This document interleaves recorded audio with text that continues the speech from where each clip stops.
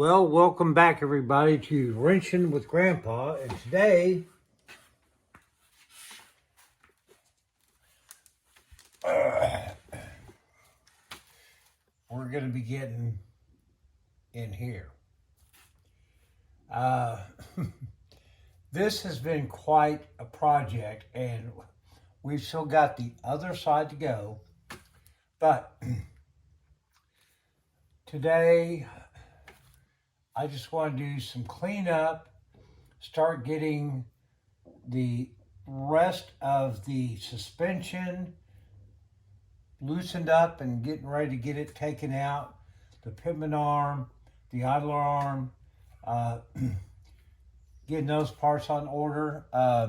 So today we're just going to kind of look at what we got here and try to scrape some goo off of things so we can start making it look pretty again, okay? So hang in there. It's not going to be terribly exciting, but I will try to give you a brief view of the undercarriage and some thoughts and concerns as well. So let's get something done before it's time for me to have a cold adult beverage. So, with great care, we're going to carry you over here. And, oh good God, there's just so much stuff back under here that needs to be cleaned out. And bear with me a moment here because I had to replace my tripod here a while back, and the one that I had available was not really what I wanted. So I'm trying to adapt to make it work. All right. Whoa. This starter. Now, currently, that is not the original. It has been replaced. And it seems to be working fine. I don't have an issue with that. The one thing I have to deal with, and bear with me, I'm fighting with the tripod here. Why does everything work fine during rehearsal, and then it doesn't work during the shoot? Earthquake! Yeah, right. Alright, so we gotta get this off, and then we got the other one on the other side to get off. But as I've commented before, and I'll see if I can get you in here under the current lighting conditions, which we'll try to improve here a bit. This car, and I see so many of these out there, the inspection plate, whatever you want to call it, the torque converter cover is gone. It's not there. So you get all kinds of crap. And people say, well, you don't need it if you're driving in the street. No, you do need it. There's a reason it's there. So you don't kick stuff up off the road and have it obliterate your starter bendix or your flywheel, God forbid. And certainly if you're running a manual and you've got all those clutch parts and stuff exposed to the elements, really? Give me a break, people. That's not smart at all. So I don't get it. I have one. I did acquire a plate, and I will be putting that in at some point before we get back on the road with her. We'll also be taking the starter off, making sure she's good to go for long term. If that means replacing or rebuilding, not an issue. But gotta get this off. Gotta get that off. Parts list is ready to pull the trigger on. Plus, as if you follow along, we now have fat tires. That's a done deal. Second one will be in-house midweek. Now, if anybody knows where so I can donate a blood or kidneys, or, to pay for this stuff, it would be gratefully let me know. This is the ongoing challenge. Getting a lot of this stuff right.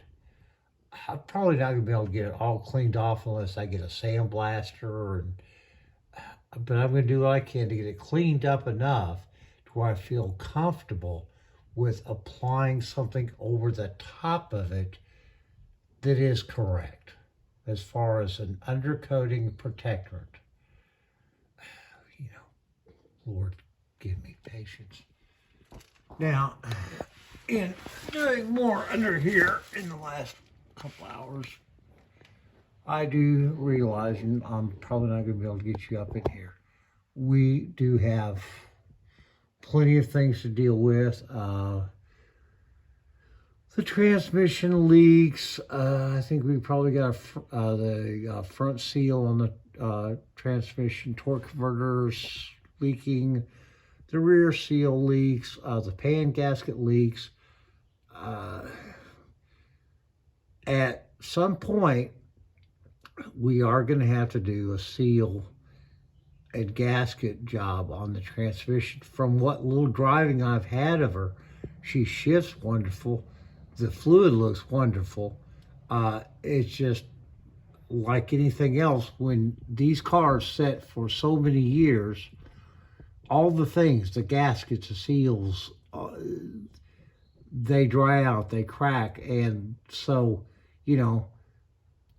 these cars were made and designed, and the materials were used for them to be driven. And when they aren't, that's worse on the car than driving them. And so, as part of a restoration on some of these vintage cars, you've got to expect, at the very least, you're going to be doing a lot of replacing of parts that have gone bad just from sitting. I mean, that's part of the problem with the suspension on this one. It was not properly maintained with the proper lubricants and grease zerks, and with it sitting so many years, all of the seals, the boots, everything that would keep it operational deteriorated, broke down. You got moisture inside the ball joints and things, and it just obliterated it. But that's, what happens when these cars sit and they don't get taken care of. So, this is kind of where we're at. Getting the parts ordered to finish up the build for the rest of the front suspension. Getting the pivot shafts for the torsion bars. We've got all the bushings and everything that we need for that. Now, I'm going to cut this short because it's getting a little long, and it is Sunday evening. But see, I've still got a lot of junk that I want to get cleaned out of here so that we can make it real pretty. And this is it. Boys and girls, when I say this is a archaeological restoration, it really is, because there are decades of stuff on this undercarriage. So, probably between now and the end of my day, I'm going to sit out here, maybe listen to some good classic rock and roll, have a cold snack, as Derek would say, and, try to work on getting a little more towards the end of the project. So, as soon as we can get the parts in from Classic Industries, we'll finish. We'll have all the parts for both sides. And then I get to get out here and really bleed and bust knuckles on getting that done so we get it all put back together on both sides. Brakes, brake lines. Still got to finish up getting the back hooked up, and now that we get the fat tires, that's kind of important too. I got to get everything on the back done. We got to get this rebuilt, get it put back together, both sides, so we can put the tires on the front. And then,